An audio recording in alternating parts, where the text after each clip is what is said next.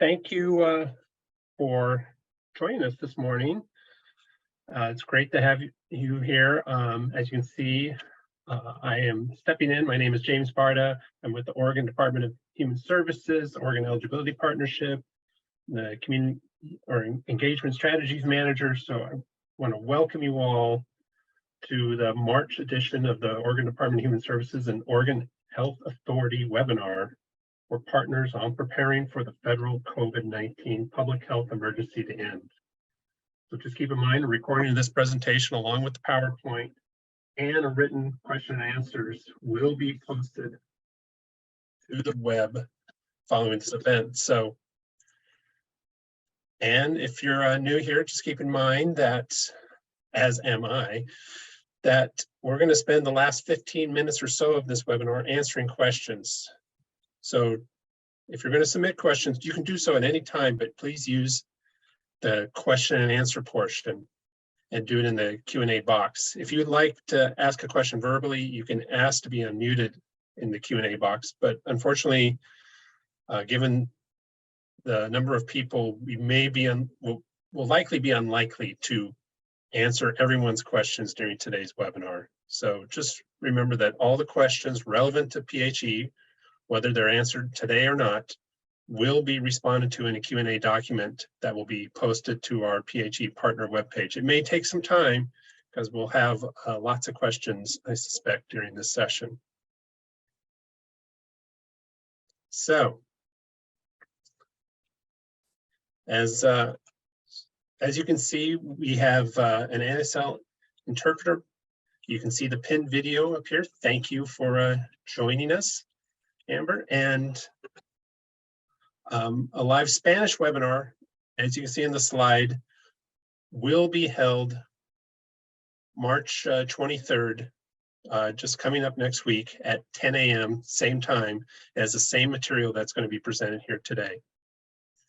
So, and also as a reminder, if you want live captioning, just click on the CC button located at the bottom of the screen. I'm just reading off this slide here. So, but keep in mind, as you can see in the chat, where you can register for the Spanish webinar. So we have a pretty packed agenda, so I don't want to delay very long. I'm going to, I'll be facilitating this portion, and later my colleague from OHA, Hildy Hinkle, will be facilitating our question and answer. So I'm going to turn it over to Donald, who is going to start us off with talking about the COVID-19 federal public health emergency unwinding. So I will let Donald take it away. Thank you, James, and happy to be here, y'all. My name is Donald Arrington. I'm a Medicaid eligibility policy analyst here with the Oregon Health Authority, and I'm gonna talk through some PHE stuff with y'all.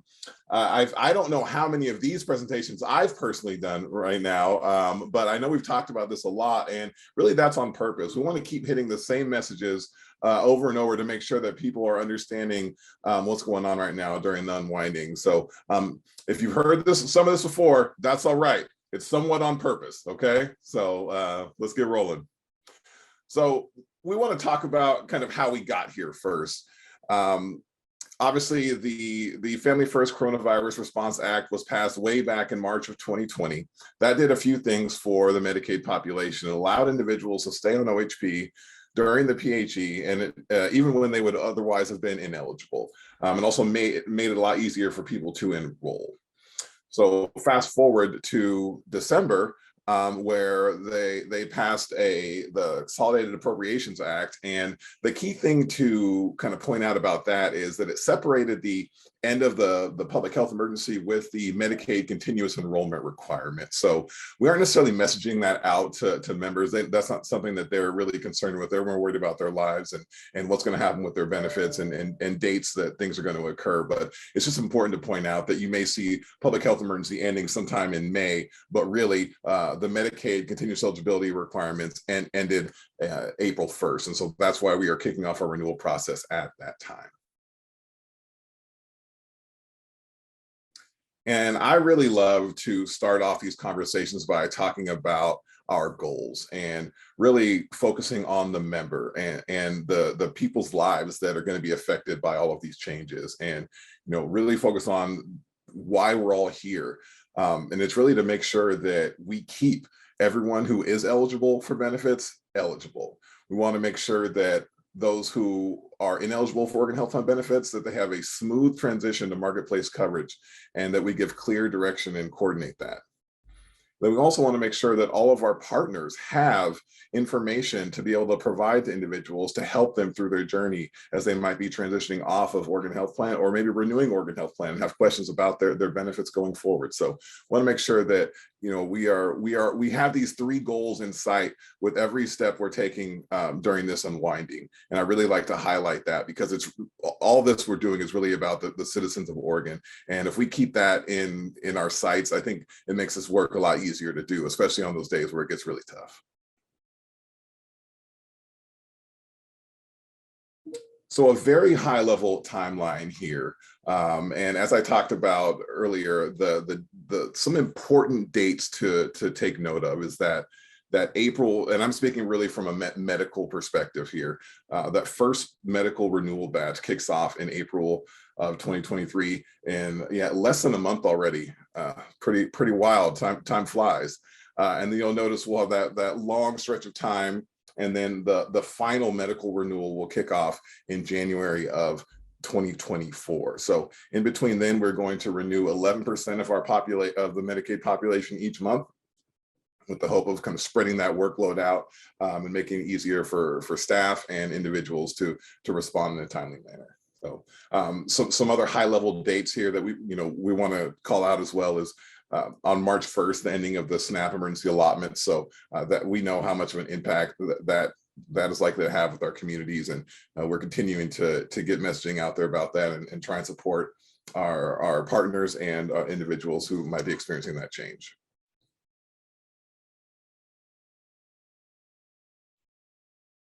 So let's talk a little bit about kind of the path and the journey that individuals will go through when we start this redetermination effort. We expect, and I think this is really important messaging, we expect most people to continue to be enrolled in OHP.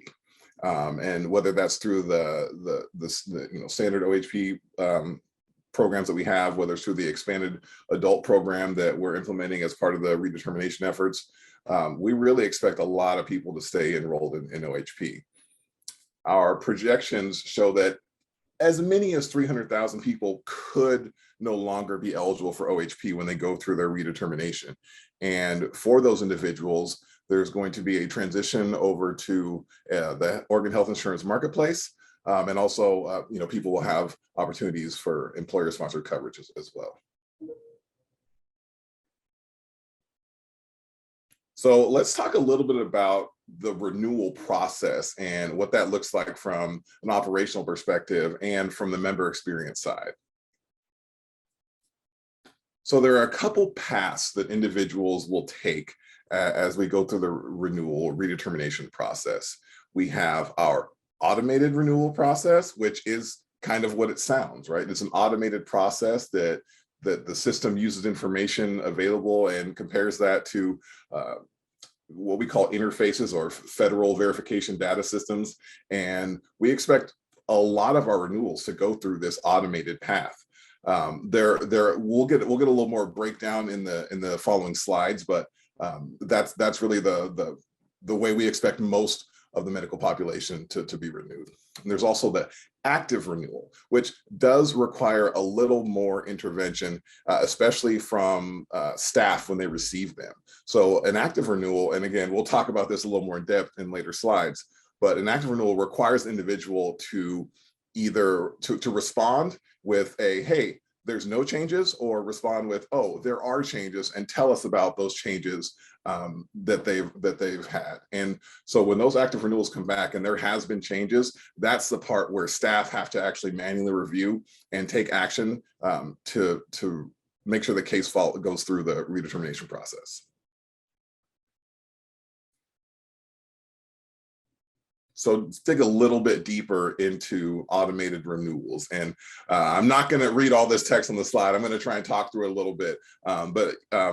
Really, this is, and the first bullet hits it really well, is that we want to do auto renewals whenever possible. We understand that this is the easiest path for members to retain their medical eligibility. And so the system is going to put everyone through automated renewal that it possibly can. And it's actually a requirement from CMS that we make a good faith effort to do what they call automated or ex parte renewals for everyone that we possibly can.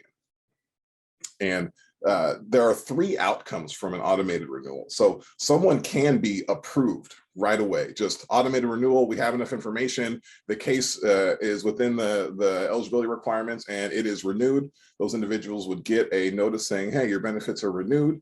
And here's a case summary. Let us know if something changes.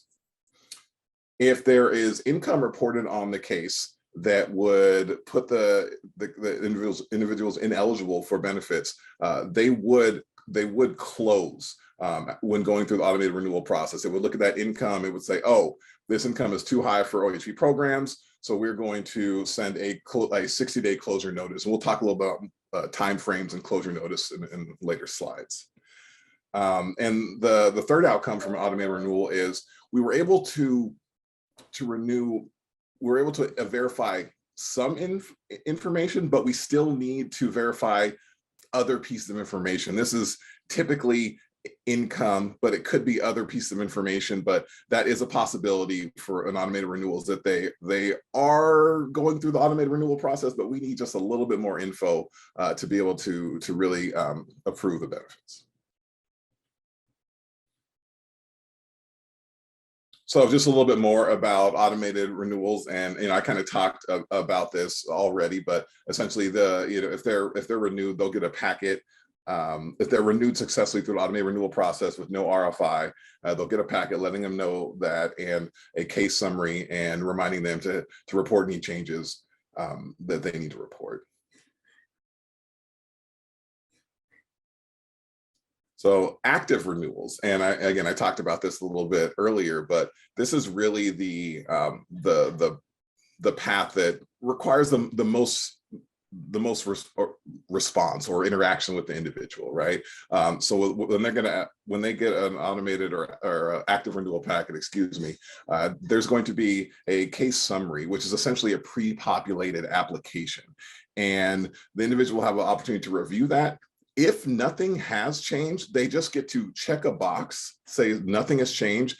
That gets sent back to the agency. The system processes that and automatically and essentially turns that active renewal through the automated renewal process at that point. And if the people are eligible, then they would redetermine the benefits at that time automatically. If the individual does have changes to report and they send information back, again, that's where the worker is going to have to do some intervention to review that information and process the case in the system.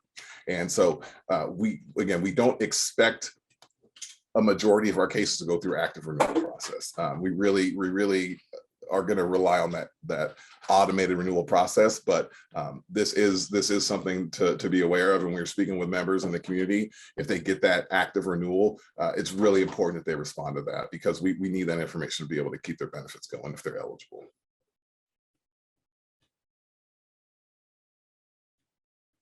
So let's talk about high-level timeline for renewals. And I know this is a lot of information on the graph, but I really want to focus on that top row that's highlighted in red. And this is just kind of the experience for an individual as they go through the redetermination process. So as we talked about earlier, the first batch of renewals is going to be sent in April. And then and this is really talking about for individuals who don't respond. It's kind of the path for if people do not respond to the renewal and what that looks like. And so these would be either active renewals or passive renewals with RFIs. So if they don't respond, they would get a reminder notice at the end of May, beginning of June. If they still don't respond to the RFI or active renewal, they would get a second reminder notice at the end of June, early July. And if they still don't respond to the renewal by that timeline, they would get a closure notice at the end of July, beginning of August, that would give them that 60-day period of continued benefits until they are actually closed, to allow them to make adjustments, either contact the agency and provide information, or figure out a way to get other health coverage. And as always, we still have the 90-day reconsideration period. And what that is for medical cases is, if an individual does not respond to a renewal within the designated time frame, they still have a 90-day period where they could reach out to the agency, respond to that information that we requested, and if eligible, could potentially get their benefits restarted without needing a new application. So it's called a 90-day reconsideration period. And that's not new for the unwinding, but it is something that is available to people as well. And I talked a little bit about marketplace transition and kind of that path for members. So this next slide just gives a high level overview of what that looks like. And some important things to note is that we are coordinating as an agency with the marketplace and sending referrals over for individuals who are no longer eligible for OHP, but potentially eligible for marketplace coverage. And the marketplace is doing a comparison of CCO network and marketplace plans. They're doing some evaluating of cost sharing reductions. And they're trying to really focus on that outreach and utilizing any associated community partners that have a relationship with the individual, and also do a really focused effort of consumer advising of plans that are available, and helping people reduce I would say finding new doctors, right? Reduce barriers to keeping that coordination of care. So that's something I know the marketplace is really focused on, because it's really difficult, we know, for individuals to have that disruption in healthcare providers, and if possible, we want to keep people in the same place.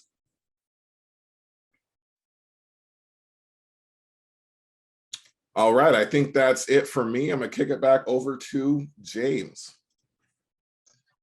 Well, thank you, O'Donnell. I see we've gotten a few questions. I just want to remind people to go ahead and use the Q&A. We'll be getting to all the responses systematically there. But in the meantime, I want to turn over to Stephanie Cook to talk about food benefits. All right. Good morning, everybody. My name is Stephanie Cook, and I am a policy analyst for the SNAP program here with the Oregon Department of Human Services. So this morning, I'm going to be sharing a few updates we have about the food benefits program, so the SNAP program here in Oregon, along with the public health emergency unwinding. So the first one I would like to address is the SNAP emergency allotments. So those benefits is a program that started at the beginning of the pandemic, and there are many households that have never received SNAP benefits without receiving the additional emergency allotment benefits. So the last month that EA was issued was the month of February, and then March was the first month that SNAP households had to kind of readjust to that new amount of benefits. So we do know that losing emergency allotments is causing and will cause a lot of stress and anxiety, including financial hardship for SNAP households. And so a lot of information and just public awareness has been put out regarding this benefit ending.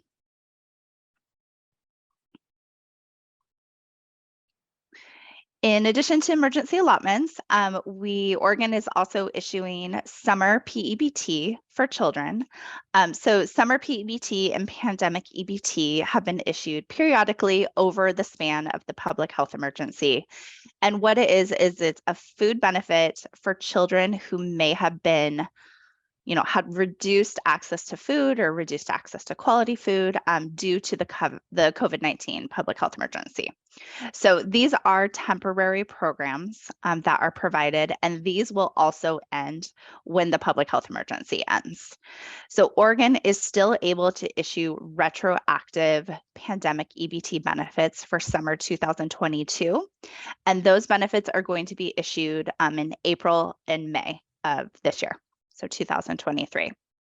So all eligible individuals for pandemic EBT are going to receive a brand new EBT card in the mail. And it's an example of this is provided on the screen here. It's the white card that has the black apple with the smiley face on it. So all eligible children and students will receive a brand new EBT card that will be mailed to them sometime between April and May. And eligible individuals for the program include both children under the age of 6 years old who received SNAP benefits at any time between June 1st and August 31st of 2022, so last summer, or school-age students who were eligible to receive free or reduced price meals the last month of the 21-22 school year, so last school year. Oregon does expect that this benefit is going to reach approximately 434,000 children. So to support families that may have questions about their PEBT, a call center will be starting, and that is going to begin on March 27th, so just about a week and a half from now. Families can also visit our website, which is pebt.oregon.gov, and there they'll find up-to-date information about the PEBT program as well as frequently asked questions. The last food update we have for SNAP is about our able-bodied adults without dependents, or ABOD program. So during the COVID-19 public health emergency, the requirement for Oregon to use time limits for ABOD or require work requirements was waived, but this is going to resume on July 1st of 2023. So what that means is that if a SNAP recipient does not have dependents living with them, so like a child living with them, they are required to do certain work activities or work search related activities for 80 hours a month if they want to continue to receive SNAP benefits. There are some areas in Oregon that have much higher unemployment rates, and so they receive an exemption from these work requirements just because of the higher difficulty to find or obtain work. But the following counties that are listed on the slide, so Clackamas, Deschutes, Jackson, Lane, Lynn, Marion, Multnomah, and Washington, those will all resume requiring the work requirements starting on July 1st. So our Oregon Eligibility Partnership Program, OEP, they will have an ABOD specific team that is going to begin doing outreach calls. They actually started about a week ago on March 8th. And the purpose of these outreach calls is to connect with as many Oregonians that would be impacted by the ABOD work requirements before the official notices start to go out to households that first week of April. So this will help identify if there's any exemptions that may be met, and then also prepare those who are ABOD before the program goes live starting in July. Okay, I'm going to pass it back over to James. Thank you. Thank you, Stephanie. So now, as you can see, we're going to be talking about our focused outreach efforts, and I'm happy to introduce to you Alicia Lauer, who is working with us. So Alicia, take it away. Thank you, James. Hi, everybody. Alicia Lauer from the Metropolitan Group, work on public health communications, and just want to say thank you all for the work that you do. Looking forward to supporting you throughout the duration of the Unwinding. Am I in control of slides? Next slide, please. Thank you. So we've been working very closely with community partners, community-based organizations, ODHS, OHA, lots of different experts to identify which populations would be potentially be missed by typical OHA communications methods, such as direct mail, such as mass advertising. And what we've done is co-created this list of about 18 to 19 populations that you see here. Folks that may not get the letter, may not know to look for the letter. Different barriers exist for different communities. And we also acknowledge that there's much intersectionality. So we looked really closely at how to best serve these communities throughout the duration of the unwinding. Next slide, please. We have a few different, I'd say we have a multi-pronged approach, both to research and to how we are addressing what we've uncovered and learned in our research. One thing that we did from the beginning is work kind of in lockstep, hand in hand with community-based organizations. So for each population that we identified as needing to invest a little bit more in to support communications, we have a paid campaign advisor that will be on board with us for the duration of the campaign. So you see pretty well-known, very high impact, very highly connected organizations listed here for each population. In addition, we're working with several other community-based organizations. However, these are the organizations that will be with us from beginning to the end. So not an exhaustive list of everyone we're working with, but this gives you an idea of who is really working with us the whole way through. And the next slide. So our messaging approach, again, is to be guided by communities. We believe in being strengths-based and responding to needs as they come up. So we've built in flexibility in the plan to continue to be responsive instead of sort of building something and putting it out into the world and letting it live. It will continue to be adapted as we move forward and understand how it's working for people. We also know that we need to provide a balanced tone. What we mean by that is we heard that people need some sort of alert that there's something happening, that there's action, something to grab their attention. However, there's a threshold where people get triggered into sort of a freeze response. So we also want to be balancing our messaging with care. And you'll see that as we continue to go through how we've done that with our core message. We know we need to provide clear, simple instructions, definitely focusing more on what people need to do, less on why, is what we clearly heard in focus groups and survey testing and in community with experts and people directly impacted. The values that really resonate with folks are around family and aspiration, health and equity. So when you're messaging to people, thinking about folks' family, thinking about equity, messages like you deserve healthcare, your family deserves healthcare. Those kinds of messages are really resonate with people. And in addition to verbal messaging, we've also tested and will be continuing to develop visual icons and visual communication. You see a couple of examples there. So that we're not only communicating with folks who may have lower literacy or no literacy, but also folks who have languages that are not written. Next slide. So the core message, and this is a bit jargony, if you'll bear with me, is this: change is coming, renewals are starting soon, take action to keep covered. Just to give you an example of how that might take shape.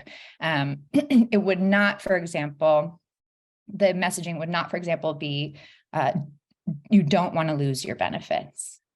You just notice that the messages keep covered. So we have that positive framing.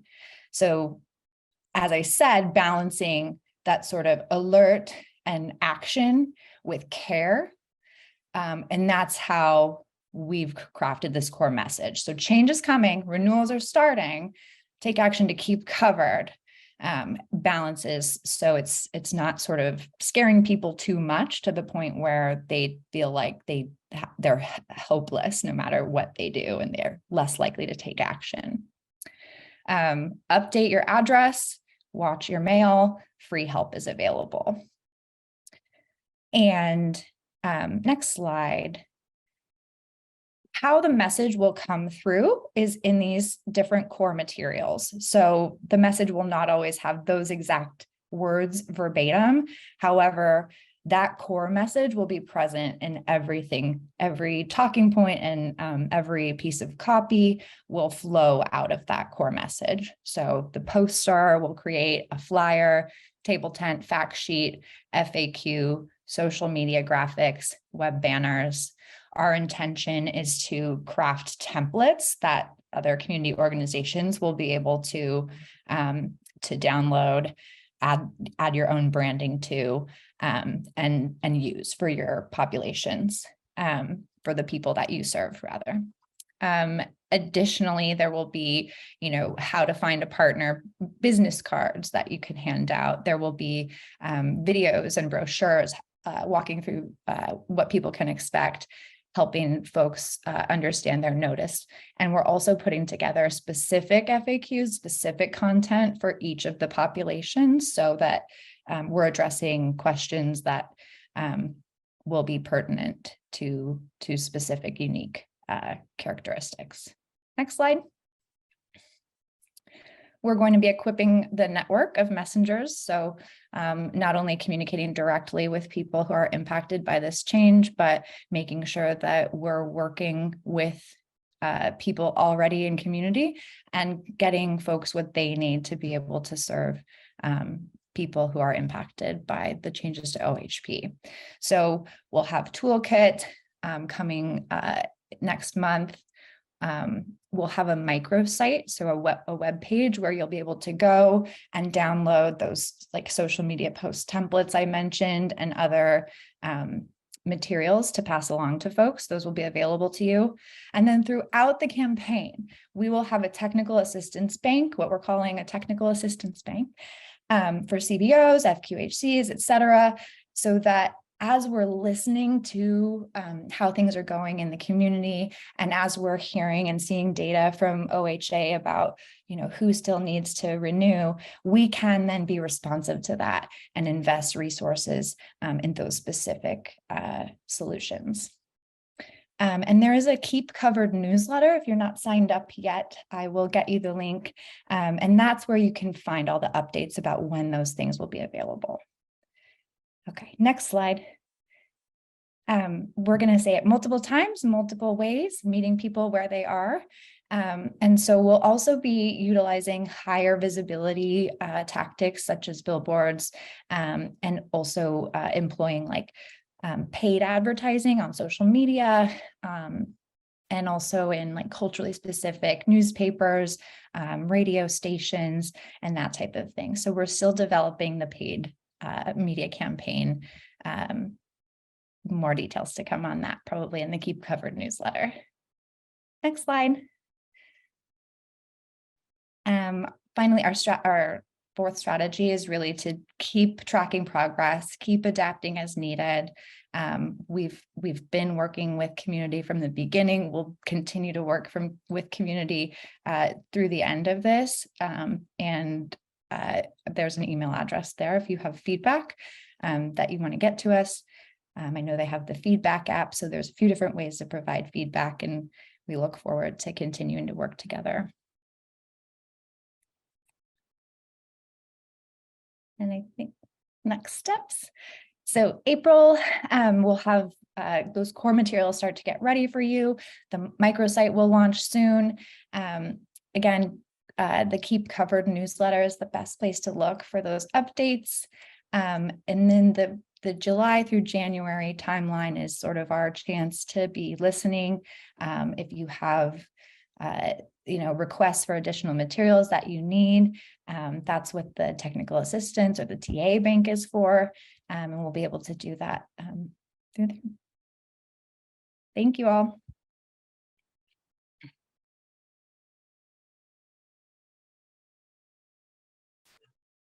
I think that's my last slide, yes?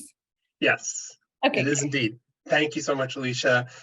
And thank you to all of you who've been writing all these questions in the Q&A. I just want to remind people, that's where we've got our team working on answering these questions. And And as has been mentioned in the chat, the presentation will be on the PHE partner website. But at this point, to really dig into the Q&A, I want to turn it over to my colleague, Hildy. And so if you can come on, you can get answers for these folks. Yeah, good morning, everyone. So we are ready for the question and answer portion of our webinar. So if you have questions that you haven't already submitted, please use the Q&A window. You can access that at the bottom of the Zoom window. You'll see a little Q&A and you can type your answer in there. The Q&A will be moderated so we can hear a variety of topics, but also a reminder that all of your questions, including questions from past webinar, will be available on the link that's on this slide. That is our website. So let's begin our Q&A. So there's a lot of questions coming in. So our first question, my colleague Stephanie Cook is going to answer this. The question is, I have a client who received a summer PEBT for one child, but not for the other two children. Is it one per household or one per child? Yeah, great. Thank you. So it is one per eligible child. So if the household has, multiple eligible children, they would receive multiple benefits and they would receive an individual EBT card for each of those children. So if there is a question, the summer 2022 benefits have not been issued yet. Those will be sent between April and May. So if the household has questions about their eligibility, if one of their children is eligible and the other is not, please have them contact our call center after the 27th of March.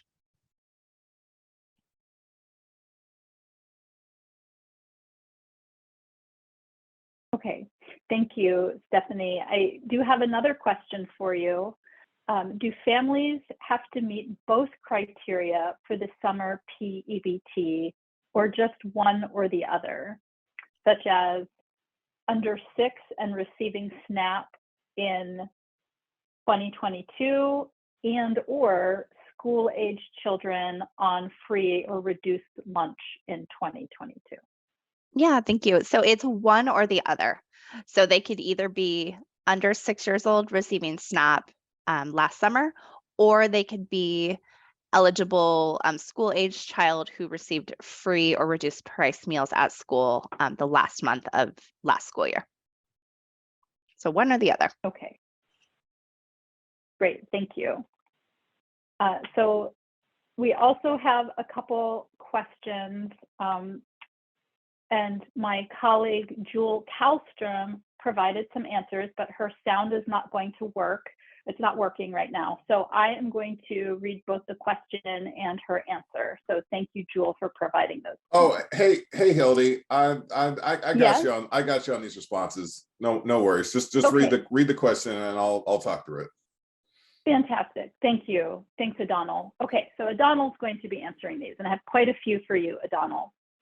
So the first one, when sending in address changes for members, do I as an assister have to submit a consent form as well, or can I just submit an address change form and have the patient sign it?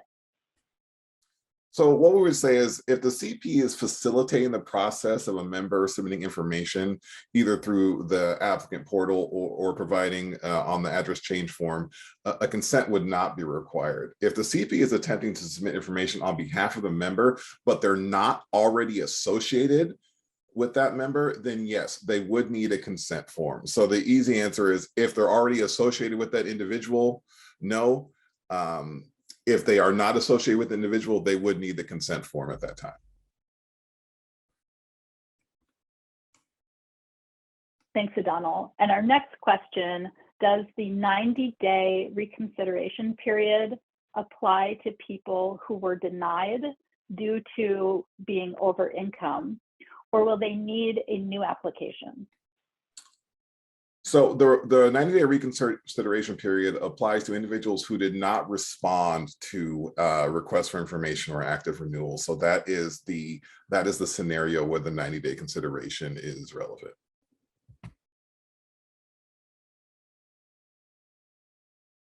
Okay. And the next question, if a member's file is reviewed in June for medical benefits and is found not eligible for medical with OHP, is coverage retro termed? Are So they we're going to be covered for 30 days after the review? So we're not going to retro close any benefits during this process. I focused on non-response timeline when I talked about it, but there is another scenario here that I highlighted a little bit, and that's where an individual goes through the active renewal process and is determined ineligible. So at the time someone is determined ineligible, they will receive that 60-day continuous eligibility period before they close. So regardless of when that time comes, once an individual is determined ineligible, they will have 60 days before their benefits close. And if they don't respond, so for non-response, right, if just we never hear from them, they would go through that 90-day response period and go into the 60-day closure period as well. So that's the path for folks who do not respond.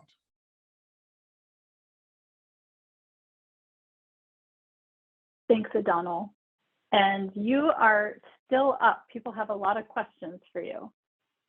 Can CCOs expect accurate redetermination date on the 834? We have seen this be updated for many members, but not all. So there's a yes with a bit of a caveat, and I'll explain kind of high level what we're doing with renewal dates. We have gone through a process that we call resequencing, and essentially what we did was we looked at all of the medical cases, because we have to renew everyone, and we broke them up into again, we can only renew 11% of cases per month, and that's guidance from CMS. So we had to spread out our renewals, and the process of resequencing, what went into that is looking at, okay, who are the people that we're renewing, and is there an equitable way to do this and spread out renewals across that time frame? And so we took information from the community, right? We took feedback from the community about what they would like to see from certain populations and how we should treat them. We looked at case information, so what type of benefit they're receiving. Are they assumed eligible population, right? Are they, what's the spoken language of the household? What's the written language? We looked at a lot of different factors and came up with a plan to do, again, what we call resequencing, okay? So that resequencing logic will go into the system at the end of March. And so, you know, after April 1st, the renewal date that you'll see in the system and on the 834 will be that resequenced renewal date, okay? But there is, again, slight caveat here. We are going to be monitoring data from non-response and individuals who have responded. And along the way, there may be a need to do another resequencing of the renewal dates as we get further down the road into the redetermination. So yes, that renewal date will be accurate after April 1st, but understand that there may be some adjustments that are done later on in the redetermination process. And you know, right now we can't give estimates of, oh, we think this many cases might get their renewal date changed. We're still looking at data and doing some analysis there, but I just want to say that with a caveat that it could change, and we're going to be looking at getting some messaging out there for if and when that needs to happen.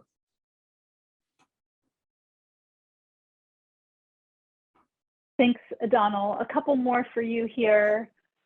I think I see that a person who receives their first notice in April and does not respond will stay on OHP until the end of August Is that correct?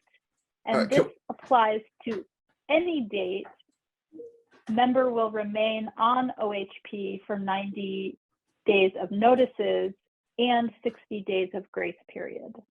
Yeah, so kind of like what I said earlier, for non-response, individuals will have that 90-day period to provide a response. And then if they don't, then they would go into the 60-day closure period. So for anyone that does not respond, that is the timeline for those individuals. Okay. So question number 9, just to clarify,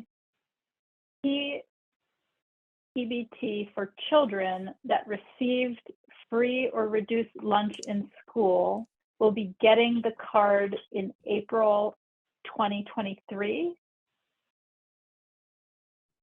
Stephanie, I think this is for you. Can you repeat it just one more time, Hildy, for me? Yeah, I just want to make sure I'm it's a answering correctly. Yeah, of course. It's a clarification question. Okay. So for children that received free or reduced lunch in school, will they be getting the card in April 2023 for PEBT? Correct. Yeah. So we are retroactively issuing benefits. So the EBT card that they will receive in April or May of this year, 2023, is going to be for benefits from last summer, 2022. Okay, thank you. Alicia, I have a question for you at the MET group. Are there plans for outreach to urban Native communities? Yes, thank you. So we have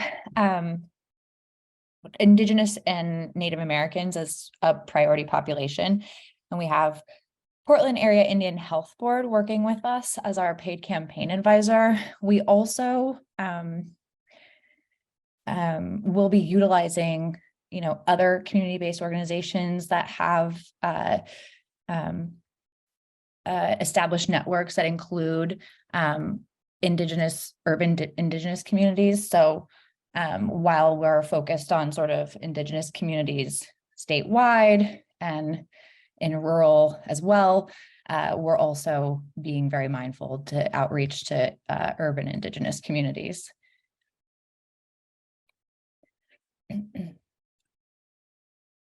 Thanks, Alicia.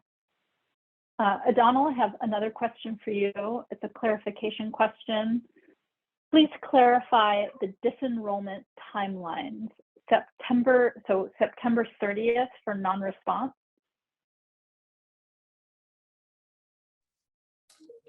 Yeah, so if we could pull up the timeline again, it might be helpful for people.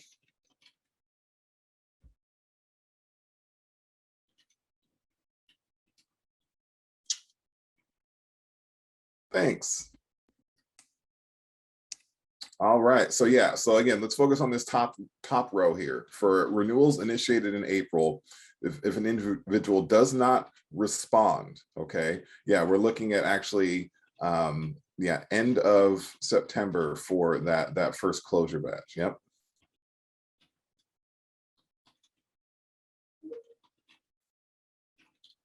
And I know this is a lot of info and went through it quick, so I understand the clarification needed here, but just know that even after they close for non-response, they still have that 90-day reconsideration period where they could still respond and, if eligible, keep their benefits going without the need for a full application.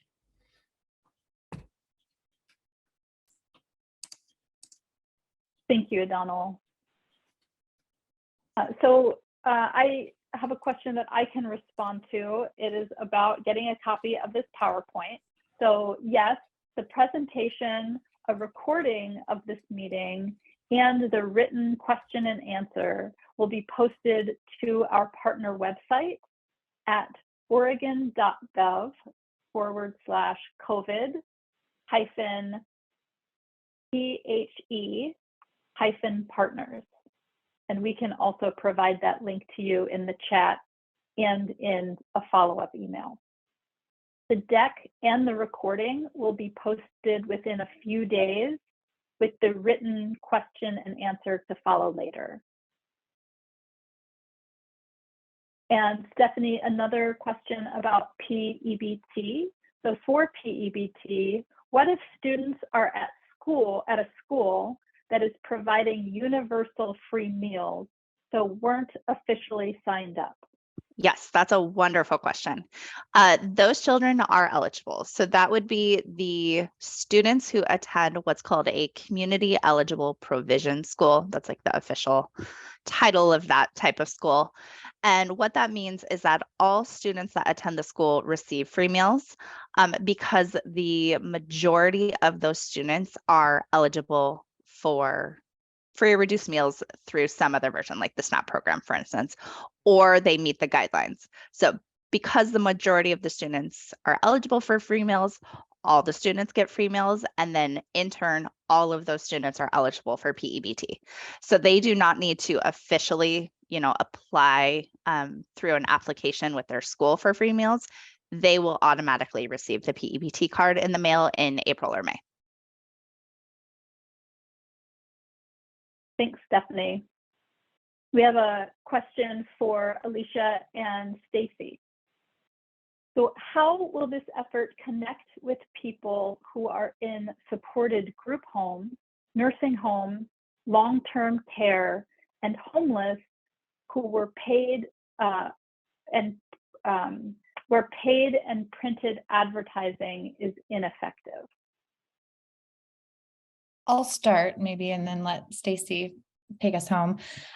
So for the Met groups portion of this work, we were very intentional in our research, and what we realized and what we learned is that most people across all populations were asking for most of the same sort of outreach and needs. So what we're doing is we're optimizing all our materials for different communities.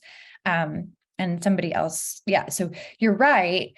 Like in-person communication is best for a lot of people, for example. So that's why we have strategy B, which I know I spoke to a while ago, but that was the one where we're equipping the network of messengers. So working with existing community networks is like the biggest part of our strategy. So making sure that we're optimizing materials, that we're working hand in hand with community to do that, and then getting those materials to communities that are already have those networks in place.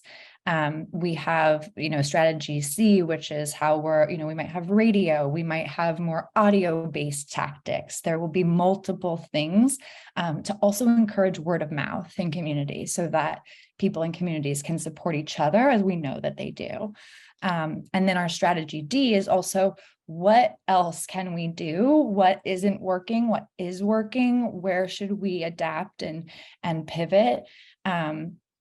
So hopefully that answers your question. I know there was another question that was sort of about the outreach plan for houseless, and I wanted to touch on that as well really fast to say, one thing that we heard from community partners and from people with lived experiences, like a half-page waterproof sheet would be really helpful for outreach workers. So we're making a waterproof sheet.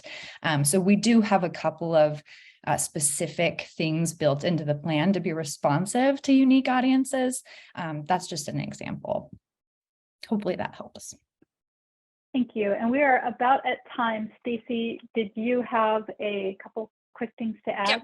I was just going to add specific to, so I'm with the long-term care services and supports unit. So just to address the part about consumers in nursing facilities, community-based care, and long-term care, just know that we're leveraging those consumers typically have a case manager assigned to them. So we're using that case manager and their required contacts to identify those consumers and work through that process with them, and that the case, and know that the case manager is aware of potential benefits or loss of benefits. So they're doing that additional outreach as well, especially for those consumers that have cognition issues and may not be able to complete that process. So that's all I have. Thank you, Stacy. Thanks. Okay, can we go to the next slide, please? So our next webinar will be held in Spanish. It will include the same content as this webinar. It's March 23rd at 10 a.m. Pacific. You can register for that on the partner webpage. The future webinars, each month there is new content. So if you signed up for this webinar, you signed up for the series. The next one, the next English webinars will be April 11th and May 9th. So those will each have unique content. So please remember to add those to your calendars.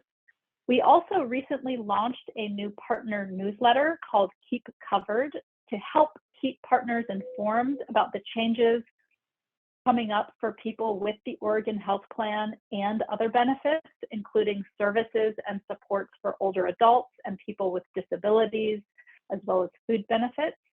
And you can find the link to sign up dropped in the chat or on our partner webpage. Next slide, please. So as you exit this webinar, there will be a survey. It's real quick. It should only take 3 to 5 minutes. We would greatly appreciate if you would take that. That really helps us improve this webinar. And so your feedback, we look at it, we respond to it, we make changes based on it. And a final slide. I really want to thank you for being here. I cannot overemphasize how much we appreciate and value your partnership in preparing people for the upcoming changes. We recognize the important work that you do, and it really makes a difference. So thank you for taking the time to be here. And we hope to see you next time.